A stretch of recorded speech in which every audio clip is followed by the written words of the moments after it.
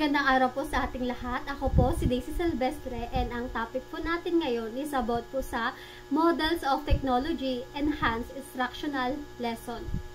So, ang una po is yung the importance of technology enhanced learning education that incorporates technology not only effective transfers knowledge but also teaches students important digital skills that they will carry with them into their professional lives.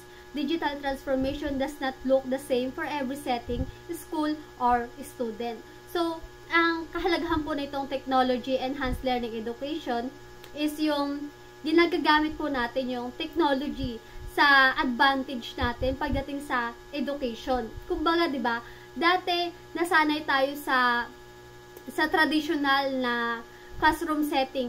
Nasanay tayo sa instructional lesson na traditional, kung saan sa mga teacher is nagtuturo sila gamit pa rin yung mga chalk and yung board. Nagtuturo sila ng merong blackboard, nagtuturo sila ng kailangan pa nila ng mga flashcard para maipakita sa mga estudyante nila kung ano ba talaga yung itsura ng kanilang particular na itinuturo. So, kunwari nagtuturo sila ng mga patungkol sa bayani. So, kailangan pa nilang magdala ng kanilang mga flashcard para maipakita kung ano ba talaga yung itsura ng mga bayani na yon. Kailangan pa nila magdala minsan ng mga number cards para maituro kung ano nga ba ang itsura ng mga number. Kailangan pa nilang magdala ng mga ABC card para maituro sa mga estudyante nila kung ano ba talaga yung itsura ng mga ABC.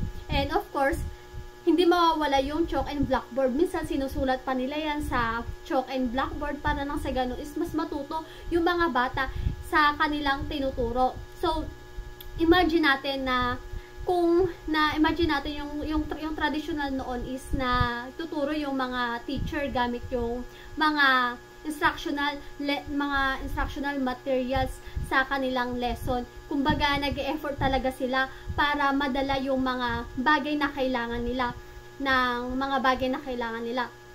Naalala ko noon na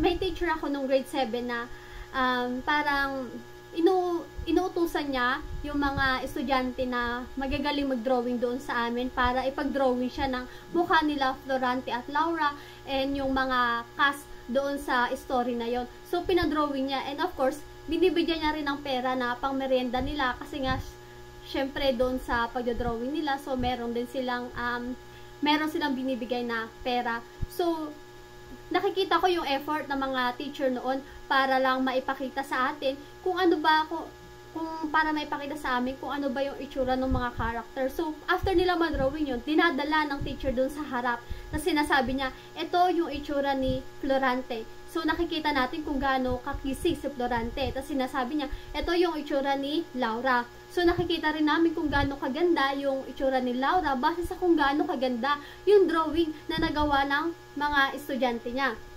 So, nag-effort talaga sila. Nag-effort talaga sila na ginagamit nila yung sarili nilang pera para makagawa ng mga ganong klaseng material. So, unlike ngayon na isa-search mo na lang yung image ng mga bagay na kailangan mo para ipakita sa klase, then ayun na yun. Isa-search mo na lang, then may papakita mo na agad. Hindi mo na kailangan magpa-drawing pa or hindi mo na kailangan i-drawing pa sa board kung ano yung gusto mong ipakita. So, kung noon, di ba, 1 hour lang yung madalas na time ng teacher doon sa classroom. So, nauubos lahat yun sa pagsusulat sa blackboard. So, yung 1 hour na yun, nauubos lang doon. So, yung napaka-konti lang ng discussion kasi nauubos nga sa pagsusulat. So, nahihirapan yung mga teacher na i-budget yung time nila doon sa loob ng classroom kasi nga, ubos na. Doon pa lang sa sulat, di ba? Mga 3 or 2 pisara yung kailangan nilang sulatin. So, mapupuno lahat yun ng sulat kamay lang nila. Tapos, hindi lang sila yung napapagod. Ganon din yung mga estudyante kasi kada sulat ng mga teacher noon is sinusundan at sinusulat din ng mga estudyante. So, pagod na yung teacher, pagod pa yung estudyante. And of course, yung teacher, after niya magsulat, magdi-discuss, then after nun, bigla na lang merong takdang aralin kasi nga napakakulang na ng oras. So, unlike ngayon na yung mga teacher nagdadala na lamang ng kanilang mga laptop, then pina-flash sa TV yung kanilang lesson. So, after nilang i-discuss, sinesend na lang yung mga lesson na yun doon sa kanyang mga mga estudyante, sa kanyang mga estudyante. Then, after niya isend sa mga estudyante, syempre yung mga estudyante, nasa sa kanila na yun kung gusto ba nilang isulat yung topic na diniscuss ni yung teacher nila, or kung gusto nilang basahin na lang, and balikan na lang nila anytime na kailangan nilang reviewin. So, unlike noon na wala talaga tayong choice, kasi nga, kapag nasulat na ni teacher sa blackboard, tas nabura na yon, hahanap ka na lang ng mga kaklase mo na kokopyahan na yung mga talagang nagsulat. So, hahanap-hanap ka pa niyan. So, ngayon, hindi na ganun. Kasi, kahit hindi isulat ng teacher sa board, is meron namang PPT na sinesend sa ating, diba, sa ating Miss Teams, is doon na lang natin hinahanapin kung ano ba yung topic na na-discuss at kung ano ba yung kailangan natin doon na sulatin. So, mas napadali nung naging enhanced instructional lesson na, kasi naipasok na itong technology sa pagtuturo upang matulungan yung mga teacher na mas magabayan pa yung mga estudyante niya. So, less effort sa kanya, and mas napapadali na rin yung trabaho niya. Although, hindi ganun kadali, pero mas napapadali na yung mga trabaho ng teacher, kasi hindi na nila kailangan magdala ng mga flashcards and ng mga instructional materials na mabibigat. Ang kailangan na lang nila is yung mayroon dapat silang sariling laptop. So, yun yung kinagandahan na-enhance yung instructional lessons gamit yung technology kumpara noon sa traditional na instructional lesson na meron tayo. Then, next is about sa contributors. Next is contributors. Contributors, learners can upload material such as a video or an audio, post a message, submits an output in a Dropbox, or add documents and ebooks, and add a picture, contribute to a digital world using a pop-up. So, contributor. So, pagdating sa mga learners is, sinasabi rito na yung mga learners or yung mga estudyante, tuwing nag-upload sila ng mga materials, kunyari, diba sa Miss Teams natin, tuwing nag-upload tayo doon ng mga assignment natin, tuwing nagpo-post tayo sa Facebook, kahit yung mga account na ginagamit natin, kunyari sa Shopee, sa Facebook, sa Messenger, tuwing nagme-message tayo gamit yung Messenger, tuwing nagpo-post tayo gamit yung FB, tuwing ginagamit natin yung mga apps na meron tayo, is naitatawag na yung mga learners na contributor, kasi nakakapagbigay sila ng message, nagpo-post sila doon, ginagamit nila yon, and nakakapag-contribute sila doon sa digital world, kasi nga meron silang ibinibigay, and yung mga tao meron din nakikita na kanilang na i-contribute. Then next is yung creators. Student can collate a digital portfolio, or commonly known as an e-portfolio, or creative or virtual poster on an interactive resource. So, creators. So, creators lang matatawag yung mga estudyante.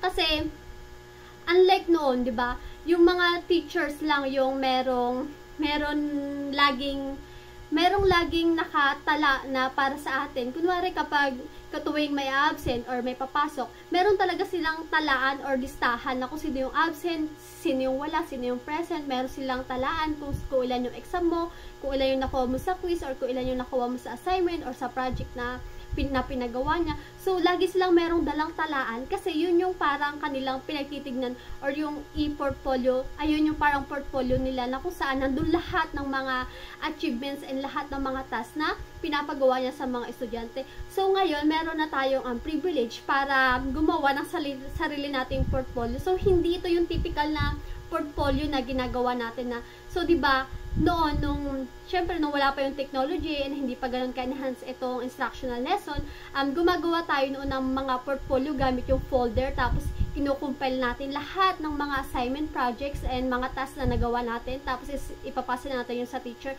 So, ngayon, hindi na kailangan ng traditional portfolio, kasi meron naman na tayong tinatawag na e-portfolio, kung saan kapag may yung mga assignment and tasks natin, pinipicturean na lang natin and kinukumpile siya doon sa e-portfolio or electrical portfolio natin, kung saan ito ay soft copy or hindi na kailangan pa ng papel at hindi na kailangan i-print. Kumbaga soft copy na lang siya na makikita mo lang sa cellphone, sa laptop, then isasend mo na lang, kasi andun na lahat, nakakompile na lahat gamit yung pag-picture mo doon, or so hindi mo na kailangan gumastos pa, na unlike noon na kailangan talaga meron ka sariling portfolio, ipiprint mo pa yan or susulatin mo pa yan, so gagastos ka. So ngayon hindi na, kasi mas pinadali na siya, kailangan mo na lang ng tamang apps para makapag-compile ka and syempre, ma-edit mo yung iyong e-portfolio. So, sa paggawa ng e-portfolio is natatawag yung mga estudyante na creators na hindi nila yung mga teachers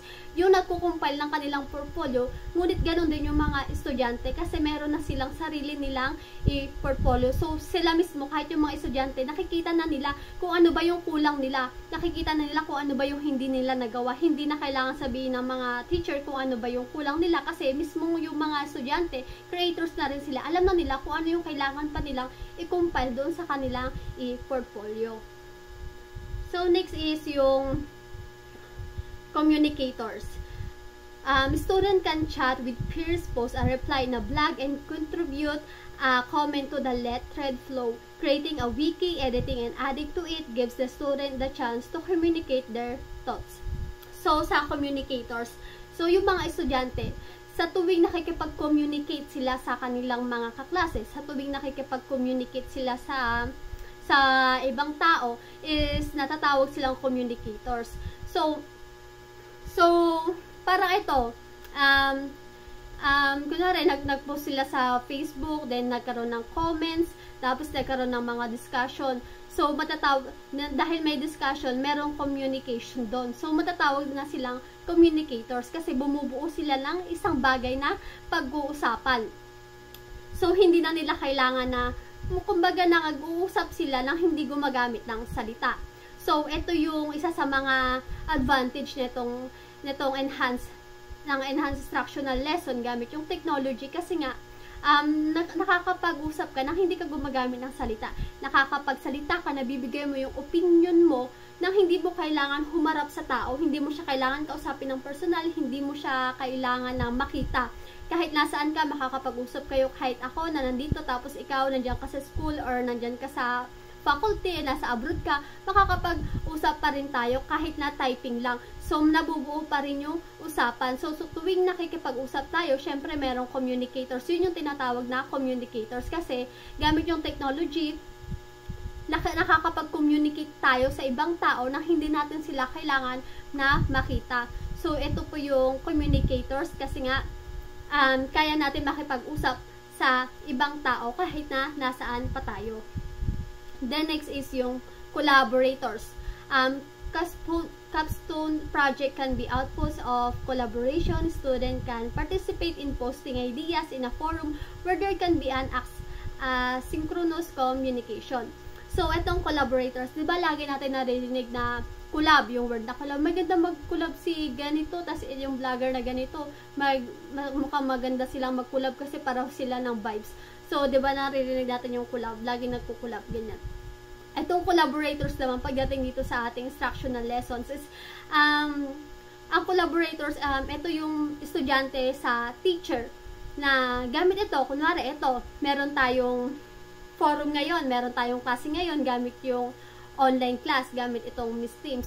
So, ito, collaborators na to. Nakikikulab ako sa inyo, nakikikulab kayo sa akin kasi nagbibigay ako ng opinion ko and nagbibigay din kayo ng feedback nyo sa akin, and ganoon din si sir, nagbibigay rin siya ng feedback niya sa atin, and hanggat na nagsasabi natin yung ating mga ideas and nakakapagsalita tayo at nakikita natin sila, matatawag na yun na collaboration. Although hindi nga physical collaboration, pero itong asynchronous na communication na to na kung saan is nagagamit natin yung technology para makipag-collab, para makita yung isa't isa, nagkakaroon tayo ng union, nagkakaroon ng pagkakaisa kasi nasasabi natin yung mga reports and yung thoughts natin and yung feedbacks natin sa isa't isa kahit na nasaan pa tayo. So, hindi man ito yung traditional na collab na kailangan ng physical touch or kailangan magpakita ka talaga, ngunit masasabi rin na collaborations ito kasi nga naririnig nyo ko and nabibigyan nyo yung saloobin nyo rin sa akin and yung feedback nyo. So, nagkakaroon ng usapan, kaya natatawag pa rin itong collaborators. So, yun lamang po. Maraming salamat.